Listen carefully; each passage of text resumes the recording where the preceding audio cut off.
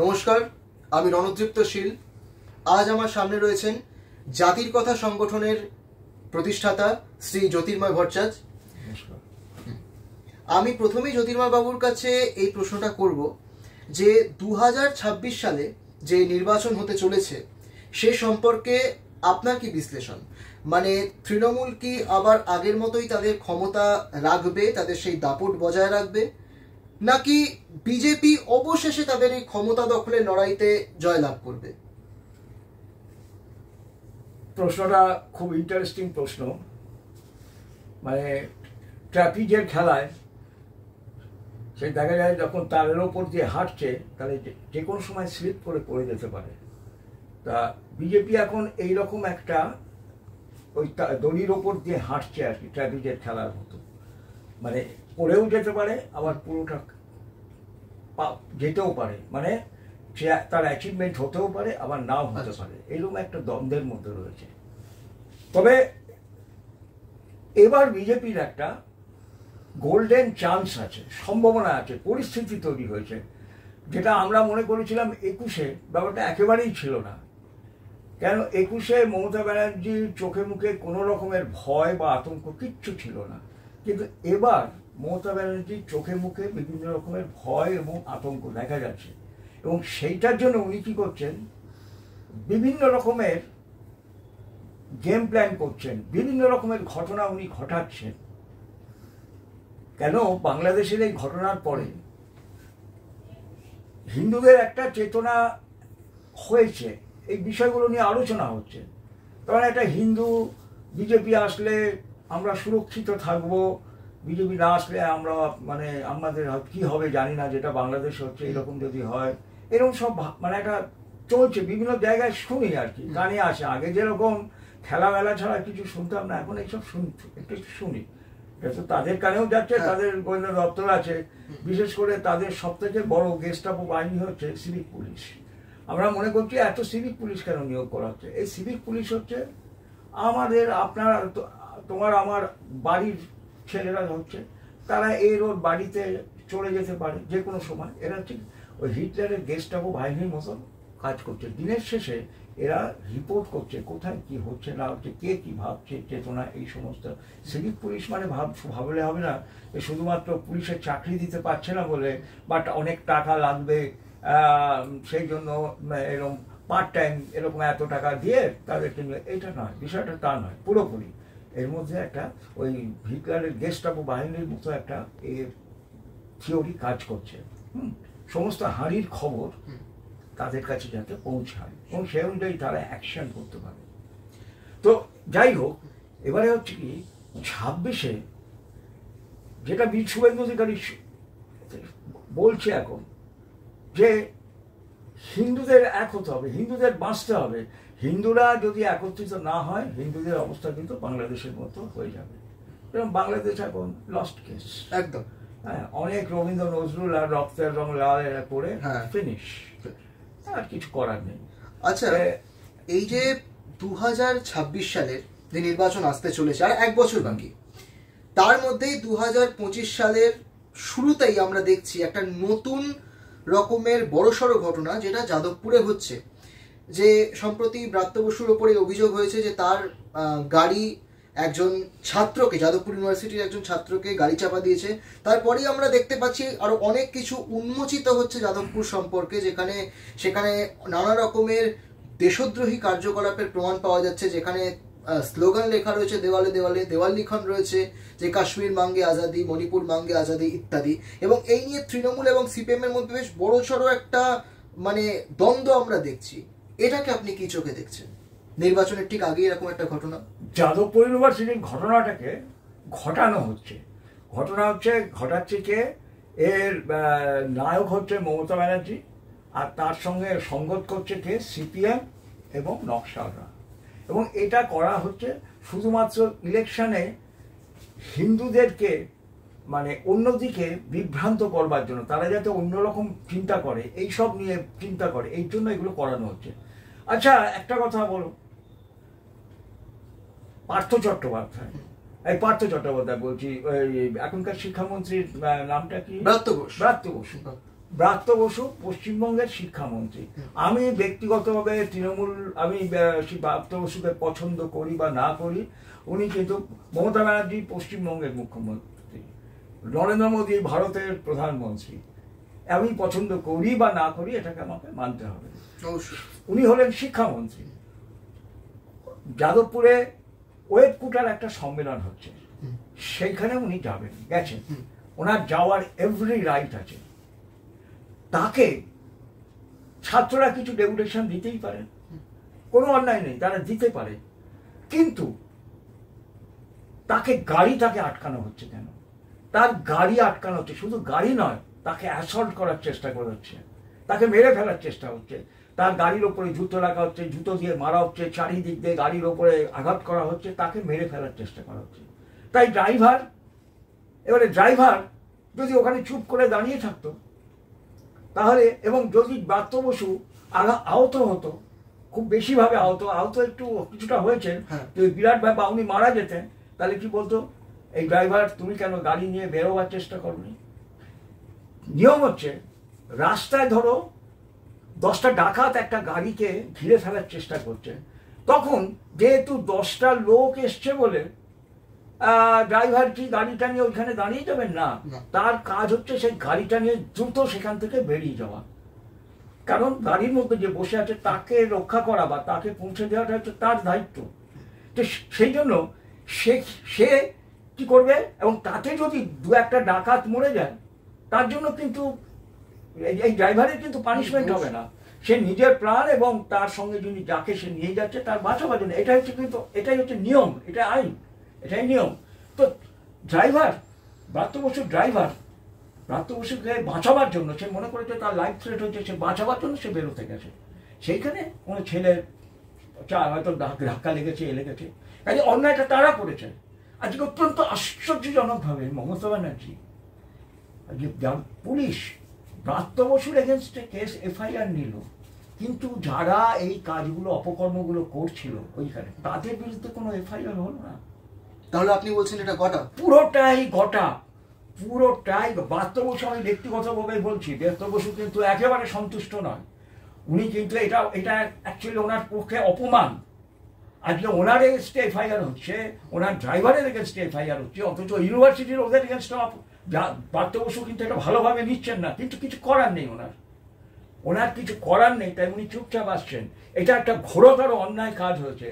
আমি অন্যায়কে অন্যায় বলবো না, আমার পার্টির লোক নয় বলে যদি হয়েছে, ঠিক আছে ব্রাত্য বসু তাহলে মার খেলে ভালো, এ কথা কিন্তু বলবো না, এটা কিন্তু ভয়ঙ্কর কথা হতো। ড্রাইভার যেটা করেছে ঠিক করেছে, এবং কেসটা হওয়া উচিত ছিল যাদবপুর ইউনিভার্সিটি স্টুডেন্টদের বিরুদ্ধে, কিন্তু হলো ব্রাত্য বসু ড্রাইভার এদের বিরুদ্ধে। তার মানে ব্রাত্য বসু এটা নিজেও ভালোভাবে নেননি, কিন্তু ওনার কিছু করার নেই, উনি চুপচাপ রয়েছেন। তার মানে কি, মমতা ব্যানার্জি যাদবপুর ইউনিভার্সিটিতে হাওয়া দিচ্ছে। মমতা ব্যানার্জির সঙ্গে আর নতুন করে হিন্দুরা আর কেউ যাচ্ছে না। যে পোর্শনটা ছিল তাদের মধ্যে অনেকে ব্যাক করছে। মমতা ব্যানার্জি বুঝেছেন আগামী নির্বাচনে হিন্দু ভোট মারাত্মকভাবে কমবে, এবং হিন্দু ভোট একদিকে কনসলিডেট হয়ে যাবে বিজেপির দিকে। সেটাকে যদি আটকাতে হয়, তাহলে একমাত্র আমি আটকাতে পারবো না, বামপন্থীদের দিয়ে আটকাতে হবে। সেই জন্য এই সিপিএমকে দিয়ে দেখেছে হয় না, সিপিএমকে এখন আর কেউ পাত্তা দেয় না সোজা বাংলায় বলতে গেলে, তাই নকশালবাদকে তিনি হাওয়া দিচ্ছেন আর কি। ইয়াং ছেলে মেয়েদের মধ্যে এই যে রাষ্ট্র, এখন তো দেশ আর রাষ্ট্র আলাদা। নকশালরা নতুন থিওরি দিয়েছে, দেশ আর রাষ্ট্র আলাদা। আচ্ছা, চীনেও তাহলে দেশ আর রাষ্ট্র আলাদা হওয়া উচিত। দেশ আর রাষ্ট্র যদি আলাদা হয়, তাহলে চীনেও দেশ আর রাষ্ট্র আলাদা। কাজে চীনে কমিউনিস্ট পার্টি শাসন করছে, তাহলে সেই কমিউনিস্ট পার্টিকে শাসনকে উৎখাত করবার জন্য যে কেউ সেখানে নকশাল কায়দা আন্দোলন করতে পারে।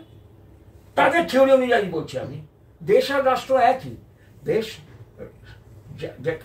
আর রাষ্ট্র বিশিষ্ট একই, আর দেশ বা রাষ্ট্রকে শাসন করে একটা রাজনৈতিক গণতন্ত্রের, আর এতে ডিক্টেটরশিপ হয় কোনো একটা পার্টি বা কোনো একটা ব্যক্তি।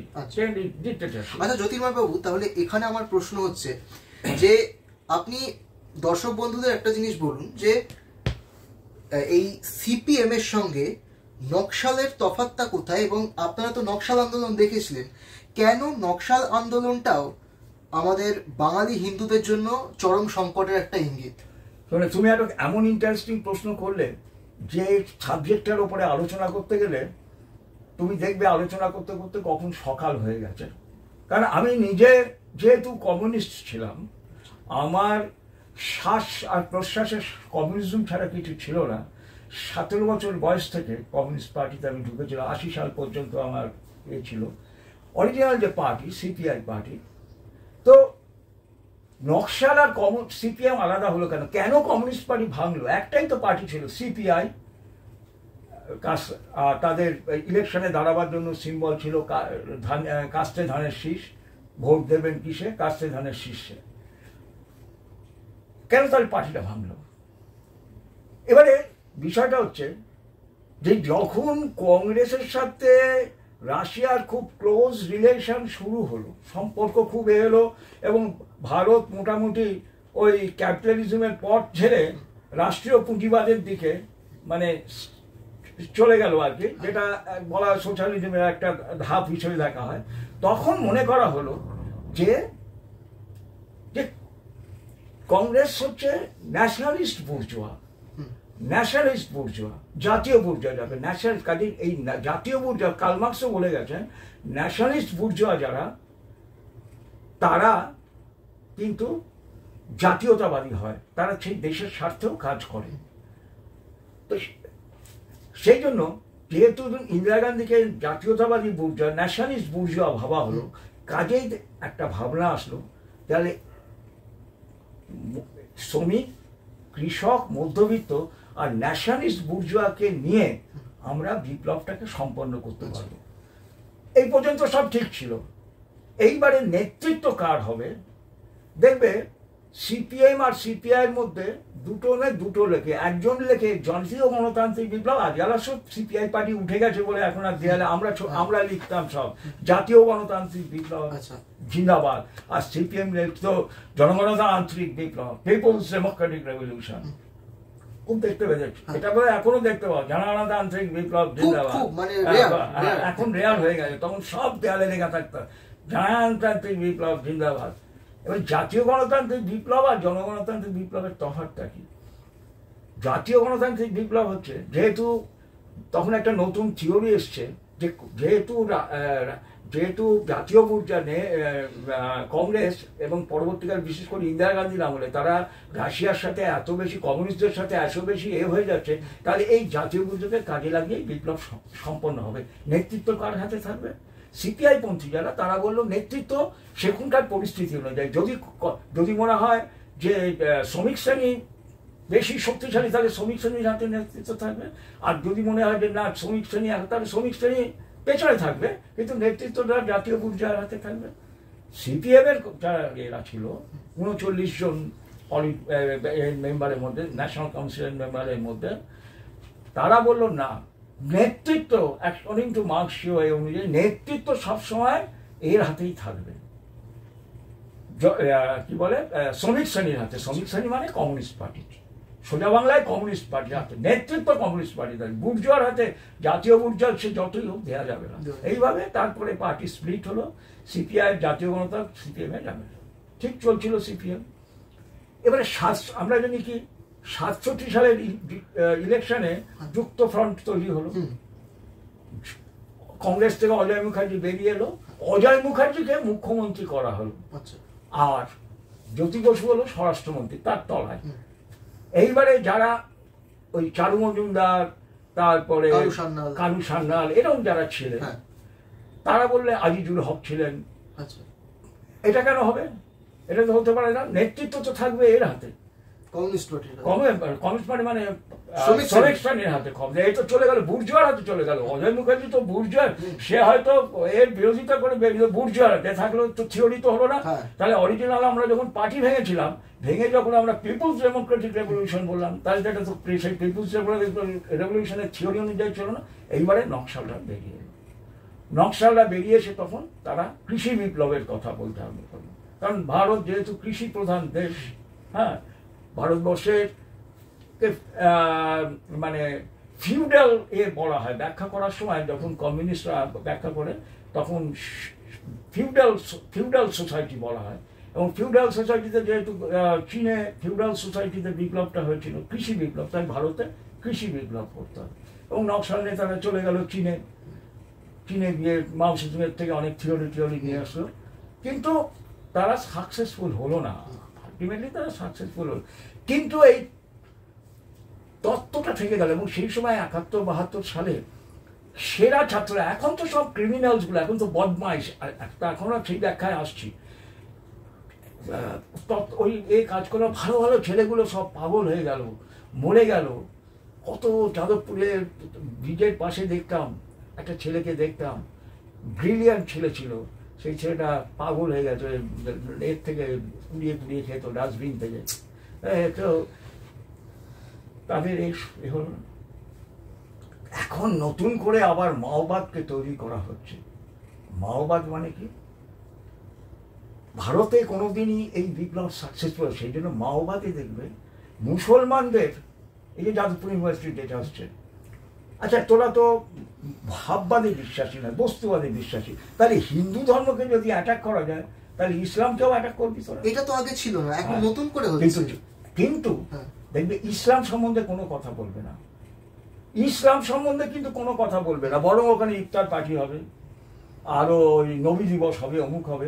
কিন্তু হিন্দুদের যদি কিছু হতো, তার মানে হচ্ছে কি, এখন বিষয়টা আর সেই সময় চারু মজুমদার বা এদের আমি একদিক দিয়ে রেসপেক্ট করি, কারণ সামনে এদের কেন, তাদের থিওরি ভুল হোক যাই হোক, তারা কিন্তু একটা আইডিওলজির ওপরে তারা কিন্তু নিজেদের লড়াই করেছে এবং তারা প্রাণ দিয়েছে, একটা তারা কোনো একটা বিশ্বাসে তারা করেছে। কিন্তু এখন যেটা হচ্ছে, এখন যেটা মাওবাদের নাম হচ্ছে চূড়ান্ত বদমাইশ, নাটকীয়তা। মানে যেহেতু ভারতবর্ষকে অন্য কোনোভাবে ইসলামিক রাষ্ট্র করা যাচ্ছে না, কাজেই ভালো ভালো ছেলেগুলোকে মগজ ধোলাই করতে আরম্ভ করো এবং ধীরে ধীরে তাদেরকে ইসলামের দাওয়াত দিয়ে দিয়ে তাদেরকে ইসলামের দিকে নিয়ে যাও।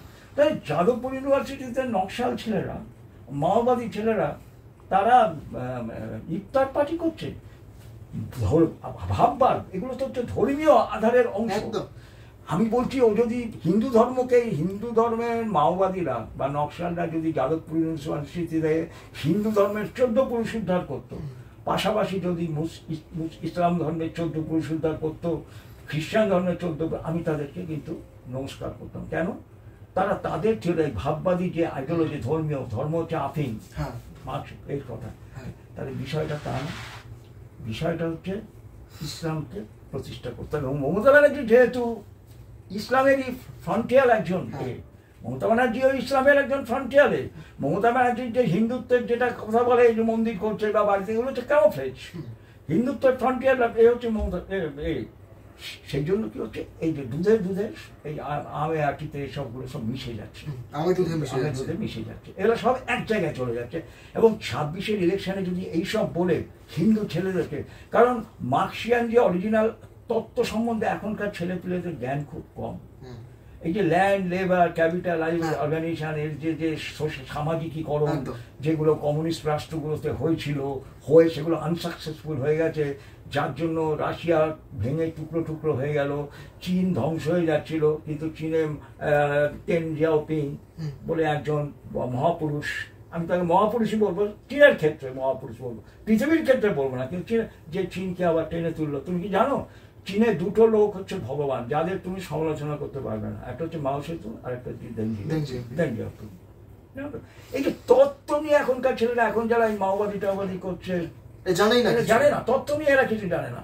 এরা সেই জন্য হচ্ছে কি, এখন এদেরকে মগজ ধোলাই করা খুব সুবিধা হচ্ছে এবং করে ইসলামের দিকে এইভাবে তাদেরকে টেনে নিয়ে যাওয়া হচ্ছে। তো এই হচ্ছে একটা ভয়ঙ্কর খেলা। এবং মমতা ব্যানার্জির সঙ্গে জন্য মিলে গেছে। একদিকে মমতা ব্যানার্জি, তুমি চিন্তা করো না, মমতা ব্যানার্জি আইএসএফ চিফ একে ডাকছে, নওশাদকে ডাকছে, কেন না ওদিক থেকে মিম ঢুকছে।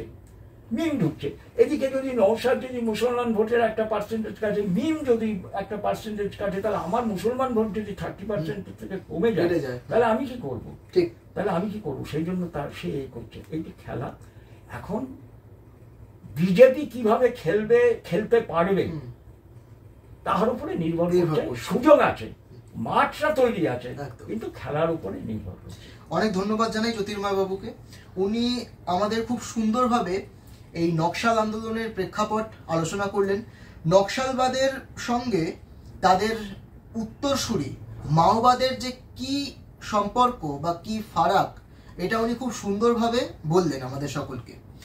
এবার জ্যোতির্ময় বাবু, আপনার কাছে আমার শেষ প্রশ্ন, সেটা হচ্ছে যে এই যেটা আপনি বললেন যে যাদবপুরে এখন পুরোটা যেটা হচ্ছে অল গট আপ এবং পুরোটাই একটা নাটকীয়তা, তাহলে সেটা যদি হয় এবং এর সঙ্গে যদি তৃণমূলের উচ্চপদস্থের নেতামন্ত্রীদের যোগাযোগ থাকে, যোগসাজশ, তাহলে তো মমতা বন্দ্যোপাধ্যায়ের কি আপনার মতে গ্রেপ্তার হওয়া উচিত আন্ডার এনআইএ? অবশ্যই অবশ্যই মমতা ব্যানার্জিকে এনআইএর গ্রেপ্তার করা উচিত। যাদবপুর ইউনিভার্সিটি কোনো কেন্দ্রীয় ইউনিভার্সিটি নয়, মনে রাখতে হবে। যাদবপুর ইউনিভার্সিটি হচ্ছে স্টেট ইউনিভার্সিটি। এটা 24 December 1955 under Jadavpur university act, West Bengal act number 33 of 1955 এটা তৈরি হয়েছে, তাই তো? কাজে এটা স্টেট ইউনিভার্সিটি। এখানে ডাইরেক্ট যদি সেন্ট্রাল ইউনিভার্সিটি হতো তাহলে ডাইরেক্ট শিক্ষামন্ত্রী, কেন্দ্রীয় শিক্ষামন্ত্রী করতো, যেটা জওহরলাল ইউনিভার্সিটিতে করেছে। আজকে যাদবপুর ইউনিভার্সিটির ভেতরে দেখো, কাশ্মীর মাঙ্গে আজাদি। আমি গাঁজা তো আছে, গাঁজাটা তো ওই নার্কোটিক্স যে যারা ডিপার্টমেন্ট আছে, যে আমাদের ডিপার্টমেন্ট, হ্যাঁ, নার্কোটিক্সের যে ডিপার্টমেন্ট, তারা এসে তারা ওখানে সার্ভে করতে পারে, তারা অ্যাকশন নিতে পারে। এটা যদি হয় তাহলে এটা তো অত্যন্ত বেআইনি, এটাকে তাকে অ্যারেস্ট করা উচিত। তুমি বাইরের লোককে গাঁজা নিয়ে গেলে এই করছো, আর যাদবপুর ইউনিভার্সিটির মধ্যে গাঁজা চাষ হচ্ছে, তাদের তুমি ধরছো না। তো এটা তো এক্সাইজ এর থেকে নেওয়া হচ্ছে না। তার মানে কি, এখান থেকে যে গাঁজা হচ্ছে সেগুলো বাইরে পাচার হচ্ছে, একটা বিজনেস চলছে, বিজনেস আছে।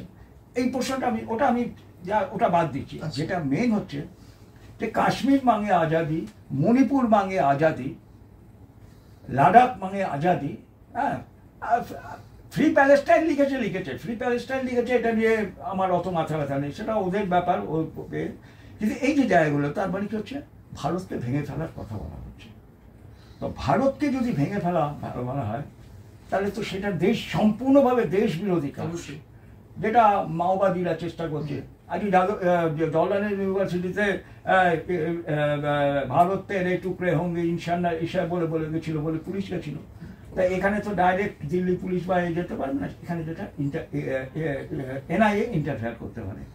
আর করতে পারে কি মমতা ব্যানার্জির পুলিশ। মমতা ব্যানার্জির পুলিশ বা মমতা ব্যানার্জি এইটার এগেনস্টে স্টেট গভর্নমেন্ট এর এগেনস্টে কোনো অ্যাকশন নিচ্ছে না। এমনকি এটা দিনের পর দিন এটা লেখা রয়েছে, মুছে ফেলছে না, এটা মুছে ফেলা পর্যন্ত হচ্ছে না। যাদবপুর ইউনিভার্সিটিতে বহু মানুষ আসছে, রেগুলার আসছে তাদের ছেলে মেয়েদের ভর্তির জন্য বা এই কারণে, তারা দেখছে, তাদের হয়তো এতে মগজ ধোলাই হয়ে যাচ্ছে। তার মানে এর দ্বারা ভারতের হাজার হাজার মানুষ তারা আজকে চাইছে যে ভারতকে ভেঙে যাক, এরকম একটা আইডিয়া তাদের মাথার মধ্যে যাদবপুর ইউনিভার্সিটি যখন বেরোচ্ছে, এটা তো 100% দেশ বিরোধী। এবং মমতা ব্যানার্জি যখন এর এগেন্স্টে, এটা বুঝতে হবে যে মমতা ব্যানার্জিও সেটা চায়। মমতা ব্যানার্জি জানেন যে আর তিনি কোনোদিন ভারতের প্রধানমন্ত্রী হতে পারবেন না। যদিও গত ইলেকশনের আগে, লোকসভা ইলেকশনের আগে ওনার একটু সুপ্ত এই ছিল, ভাবনা ছিল যে হয়তো বিজেপি ক্ষমতায় আসবে না, তাহলে আমি তালে বলে হয়তো আমি হতে পারি, কিন্তু আর তো কোনো চান্স নেই। তা উনি তো চাইবেন, উনি যদি চাইবেন, এখন উনি যখন এটাকে কিছু করছেন না, তাহলে উনি এই করছেন যে নিশ্চয়ই ভারত ভেঙে যাক। মানে এর মতো আঙুর ফল টঙের মতো, বা এর মতো যে আমি যখন খেতে পেলাম না, তাহলে সব ধ্বংস হয়ে যাক না, তা আমার কি আছে কি? হ্যাঁ, তো উনি চাইছেন। কাজেই রাজ্যের সাংবিধানিক দায়িত্বপ্রাপ্ত মুখ্যমন্ত্রীকে এনআইএ নিশ্চয়ই এই ব্যাপারে তার কাছে এনকোয়ারি করতে পারবে, যে তার কাছে বিভিন্ন রকমের প্রশ্নের মাধ্যমে যদি তারা স্যাটিসফাইড না হয়, তাকে অ্যারেস্ট করার তাদের এভরি অধিকার রয়েছে। এবং যাদবপুর ইউনিভার্সিটির ভেতরে ঢুকে, যেহেতু এনআইএ এর কোনো লাগে না, এর স্টেটের পারমিশন লাগে না, এনআইএ ব্যাপারটা কেন হয়েছিল বলতে, এটা কিন্তু করেছিল ইউপিএ সরকার। এটা কি জানো, ইউপিএ সরকার কেন করেছিল? যখন মোদী সরকারকে কোনো রকমে বাঁশ দেওয়া যাচ্ছে না, তখন কিন্তু এটাকে মমতা ব্যানার্জি, সিপিএম, এই মাক্কু শয়তানগুলো সবাই সাপোর্ট করেছিল। কেন? না যে একটা এমন হবে যে কোনো একটা খুব এর ঘটনা যদি করে, বোম ফাটে বা এই ধরনের দেশ বিরোধী কোনো এ হয়, তার ডাইরেক্ট এই এরিয়ায় যে তারা ঢুকতে পারবে। এবং এই করে ওরা চেয়েছিল ওই গুজরাটে মোদিকে টাইট দিতে। হ্যাঁ, এখন এইটাই এদের কাছে উল্টে শাকের কলাত হয়ে দাঁড়িয়েছে, বুমেরাং হয়ে গেছে। এরাই আসতে পারে, এরা এসে এগুলো বুঝতে পারে এখানে যারা এগুলো করছে গাঁজা হচ্ছে কিনা দেখতে পারে, এবং মুখ্যমন্ত্রী যেহেতু এর সঙ্গে যুক্ত কিনা সেই ব্যাপারে এনকোয়ারি করতে, এবং তারা যদি স্যাটিসফাইড না হয় তাহলে অবশ্যই অধিকার আছে অ্যারেস্ট করে। এর আগে অনেক মুখ্যমন্ত্রী অ্যারেস্ট হয়েছে, এর আগে সে দুর্নীতির হোক বা যে কোনো কারণে মুখ্যমন্ত্রী যে অ্যারেস্ট হয় না এমন কোনো ইয়ে নেই। তো সেই জন্য এনআইএর তো ইমিডিয়েটলি এনআইএর অ্যাকশন নেওয়া উচিত, এবং মানুষ সেটা চাইছে। মানুষ আজকে বিজেপি ক্ষমতায় আসবে বলছে পশ্চিমবঙ্গে, আরে লোকে তো কিছু দেখতে চাইছে, কিছু তো আস্থা তাদের দরকার যে হ্যাঁ সত্যি অ্যাক্ট করছে, তাহলে তো স্যার বিশ্বাস হবে যে না একে আমি ভোট দেবো। তা নাহলে হতাশায় ভুগবে, হতাশায় ভুগে কী হবে, দোষ শালা একে দিয়ে কী হবে, লাভ নেই, আর তা নাহলে ভোট দিতেই যাবো না, ভোটটা ফলস করবে। কাজেই এনআইএ যদি এর মধ্যে কোনো অ্যাকশন না হয়, এনআইএর অবশ্যই আসা উচিত। এবং আমি আরেকটা কথা বলছি যে ব্রাত্য বসুকে আমি বলছি, আপনাকে যেভাবে মমতা ব্যানার্জি অপমান করলো, আপনি যদি কোনোদিন সুযোগ পান এর প্রতিশোধ কিন্তু আপনি নেবেন। আপনি কিন্তু একেবারে অশিক্ষিত কোনো মূর্খ লোক নয়, আপনি তো শিক্ষিত লোক, আপনি একটা কলেজের অধ্যাপনা করেন, আপনার অনেক নাটক, সে আপনার আইডিওলজি আমার ভালো লাগুক না লাগুক, আপনার নাটকের কিন্তু আপনি অনেক নাটক লেখেন। কাজে আপনাকে যেভাবে মমতা ব্যানার্জি অপমান করলো, সুযোগ পেলেই কিন্তু এই বদলা নেবেন। এবং আমি বলছি, আমি এটার মানে অপেক্ষা করছি কবে আপনি এর বদলা নেবেন। অবশ্যই অনেক ধন্যবাদ জানাই জ্যোতির্ময় বাবুকে, উনি আজকে খুব ভালোভাবে প্রতিটা বিষয়ের উপর আলোকপাত করলেন। কারে সে আপনাদের বর্তমান সময়ের যে ঘটনাগুলো ঘটছে সেগুলো, ঠিক তেমনই সেই সঙ্গে আপনার নকশাল আন্দোলন সম্পর্কে উনি খুব ভালোভাবে বললেন। কাজেই আমাদের অনুষ্ঠান আজকের মতো এখানে শেষ হলো। নমস্কার। জয় বঙ্গ, জয় শশাঙ্ক।